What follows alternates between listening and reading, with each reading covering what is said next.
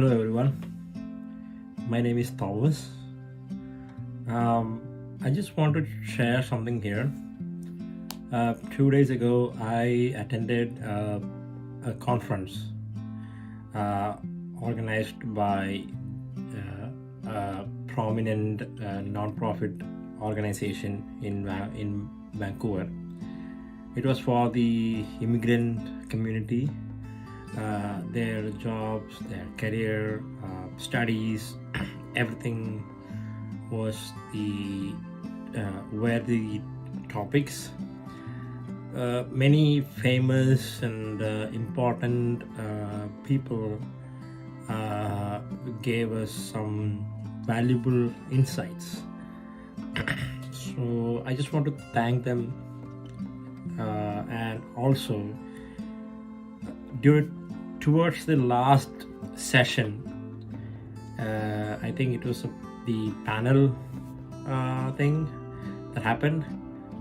There was a question about something like the pathway to success, and everybody said about building relationships, continuous learning, developing skills, and so on and on and on. Okay, at that time I wanted to add something which was probably not there in the list of things that like pathway to success, I want to add this thing based on my experience. I remember when I came to Canada,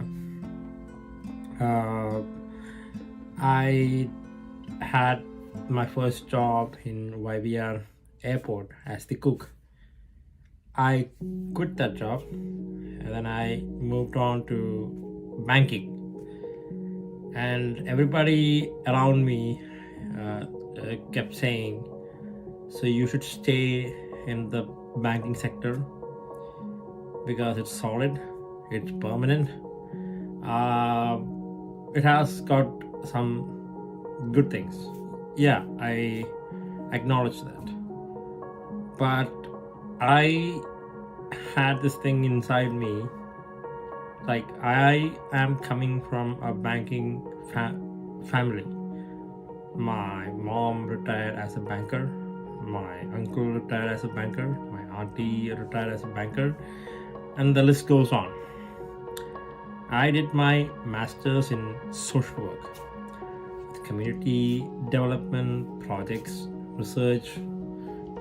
Those are my interest areas, right?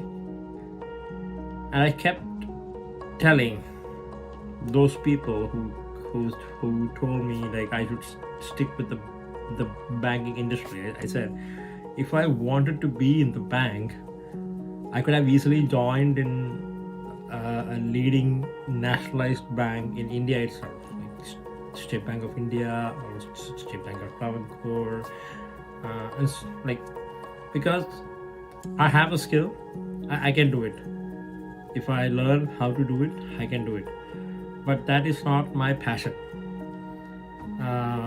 So I wanted to go on with my passion. So when I was working in the bank, I used to attend interviews to join a non-profit organization, healthcare industry, as a community engagement specialist, like in a project or a research. So every time when I had this interview, I used to tell my supervisor that I have to go early because of this. So whenever I wanted to go early, the supervisor would give me extra job to delay me, to make me feel stressful. So after my work, I rushed to the interview because I had this work from 6:37 a.m. till 2:33 p.m. or I could leave early to attend my interviews in the afternoon. So I always scheduled my interview like that so that I don't miss any days of work. So I was not reaching anywhere, and I was struggling. I was desperate, because I thought I'll be in the bank excuse me, for 6 months. Then I moved to my own industry. Time passed by. 6 months became 1 year. 1 year became 1.5 years. 1.5 years became 1.5 years and 1.5 months. And finally I decided to do one thing: take the risk.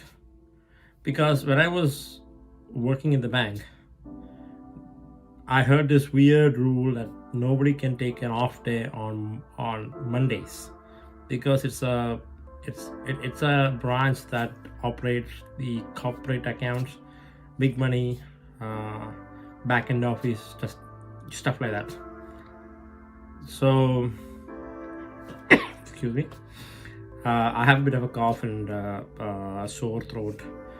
Kindly excuse me for that. So anyway, this interview that came to me was from a non-profit organization, BC Center for Palliative Care. They were looking for a project officer to work in an advanced care planning project, which was funded by Health Canada. They were looking for somebody with a cultural background, because the project itself was for the Chinese and South Asian communities in BC. So I did my preliminary phone interview with them, and there was a questionnaire excuse me, questionnaire for me to fill out. Why am I joining? Why am I leaving the bank? What did I see in the excuse me, even though I'm coughing, I want to say this now. Why am I in this non-profit industry around? So I said the whole story. Who am I? What I did? My schooling, my college, my awards as a social work student that I received. So I wanted to be in the bank. I don't want to really be in the bank. So that was a very convincing answer for a written test, a written assignment. And then they called me for an interview. Unfortunately, they don't have any other dates except for a Monday. So I decided, take that risk, take a sick day, take a day off, go attend an interview. That was, if you think in one angle, I went against the bank rules, right? I took a day off, claiming I was sick. There was no other way I could take a day off other than calling sick, because the policy was like that, and my career was at stake. The longer I stayed in the bank, the longer I was going out of the non-profit industry. So I took that risk. I phoned my manager and said, I'm calling sick, I'm not well. And my manager asked me, you cannot call in because it's a Monday. We have bulk accounts and bulk international currencies coming in, so you cannot take leave today. I said I am taking, because I didn't tell them that I was going to attend an interview. And that was like a ping pong game for me. I remember I found this building, the address. I was so close to the time schedule because I got lost.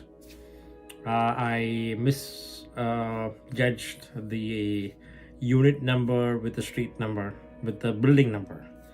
And I reached there. I did the interview. I came back. It was a very long interview, I remember. The head of the institute and the project manager interviewed me. That was done. And I didn't have any hope, because all my previous interviews were like it was done. It was I didn't get anything. So I came back. I went to the office. Fortunately or unfortunately, my manager or the manager's senior manager was on vacation for 2 weeks. So I didn't have that much issue when I returned back to the bank. So I started working as usual, and after 2 weeks, like if you consider that in one angle, I lied to the bank, I risked everything, I did an unethical thing, unprofessional thing, if you can say like that. But on the other side, I risked my job, my thing, my timing, my schedule, my work, my income, just to be in that industry that I really was passionate about, that I really wanted to do something, so that was like a question mark 2 weeks. Then after 2 weeks, my manager returned from her vacation, and I remember just before a lunch break, I was called to the cabin where there was senior manager and my manager, because I was already getting frustrated with all what was happening around me in the bank, because it's a very stereotypical job. My little health issues, like my back issues or my hand issues, were not allowing me to lift some big bags and heavy bags and operate some machine. Even though I learned all those things very quickly with a very high productivity, I couldn't just how do I say it? I couldn't just feel happiness in what I was doing.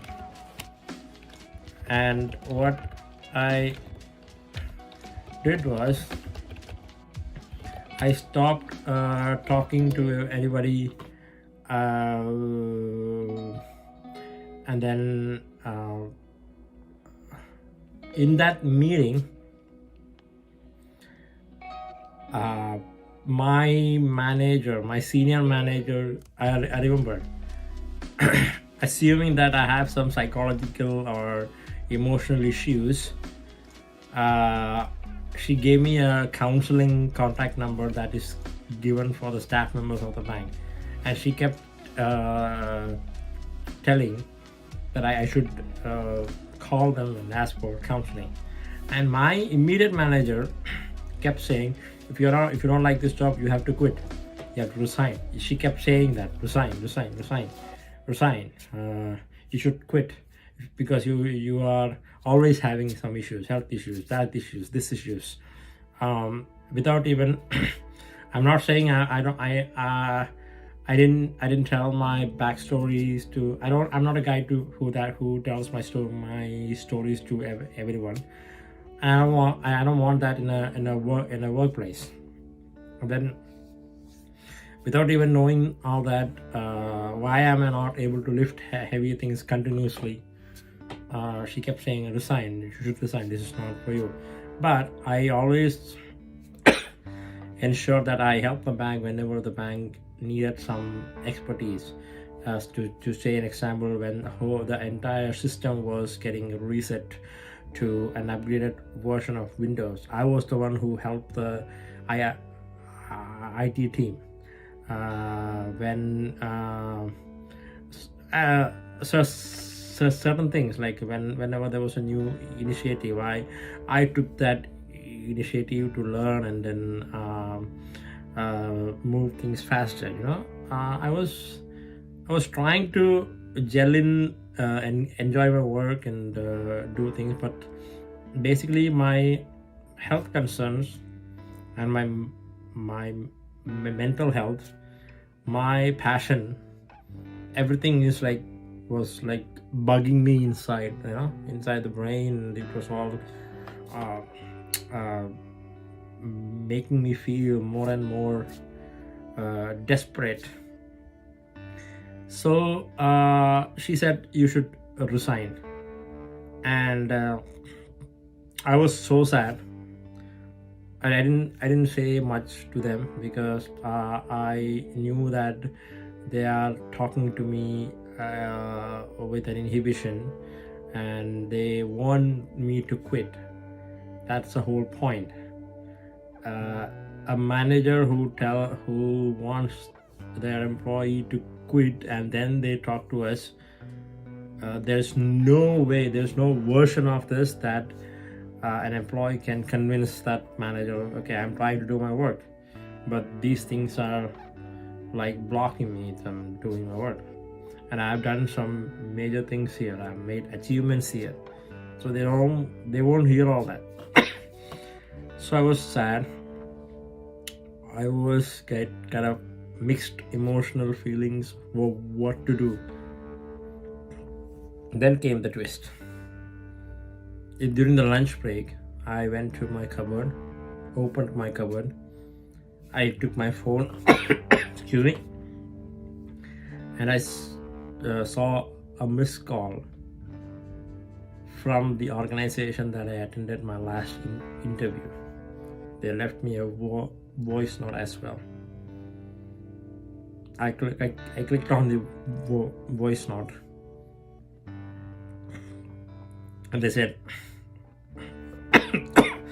Thomas, please call back. We have sent you an email. That's it. So I read my email, and I was crying in happiness because I was hired. Finally. Excuse me. And I was in tears of happiness.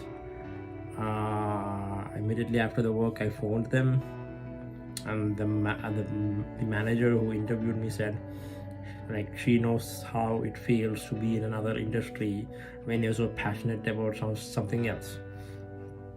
So they wanted to give me a chance, and for me, a chance was enough. The rest I will do. I can prove it, you know. So I was in tears, and I called them back, thanked them for everything, and the reference check was done.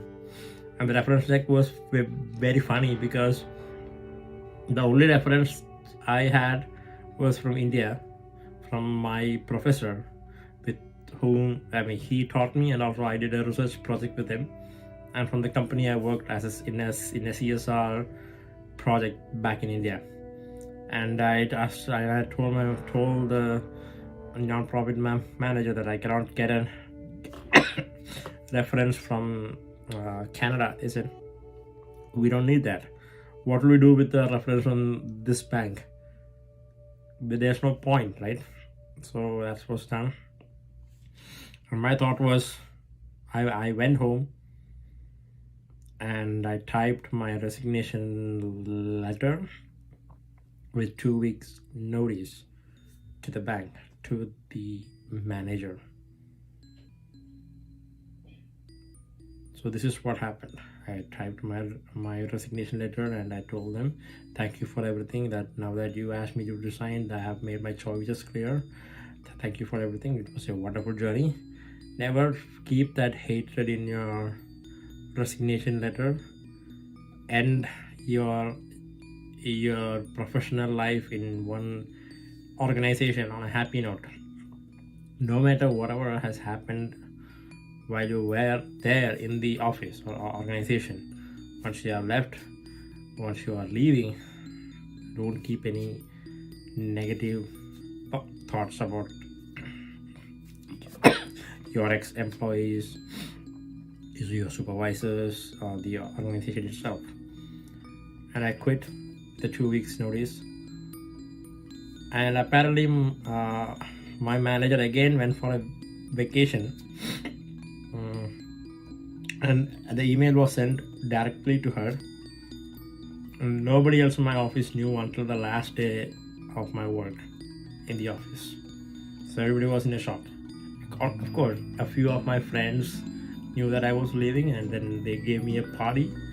They ordered pizza from Pizza Hut, and even at that time, one of my colleagues, one person from my own community, tried to bug me at that point.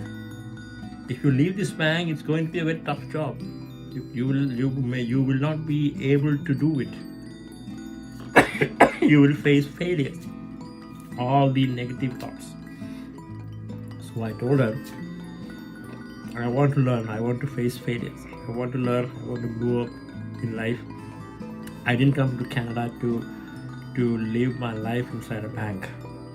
I should move on. So thank you for your advice. And I left. So what I'm trying to say is, if you have a passion, don't leave it. Risk it. Take your chances. Take some risk. For better or for worse, take some risk. You might need to lie, as Lord Sri Krishna said. Some lies will have a very good ending. Some lies are very important to ensure your survival, your happiness, and the happiness of the people around you, right? Those who trust you, those who are dependent on you, you know. So there's if you are lie, if you are risk, if the chances that you are taking, check if it's really worth, and if it does, go for it. There is nothing wrong in that. Especially, it's your life, it's your career, it's your job, it's your school, it's your life, it's your world, right? So there's no sign of being guilty about what you are doing to achieve what you want to do in life. Follow the passion, take the risk. Let the people around you talk bad things about you, try to keep you down, try to demotivate you, try to put stress on your life. Don't bother. Just do it and show them what we have done. Even if things don't go well, and if it goes sideways, just give a tap on your shoulder and move on. Okay guys, thank you for hearing me. Have a great night. Enjoy your night. It's almost 9:15 p.m. in Vancouver. Have a good night. Sleep well. Okay, bye. This is Thomas Shajan signing off. Bye.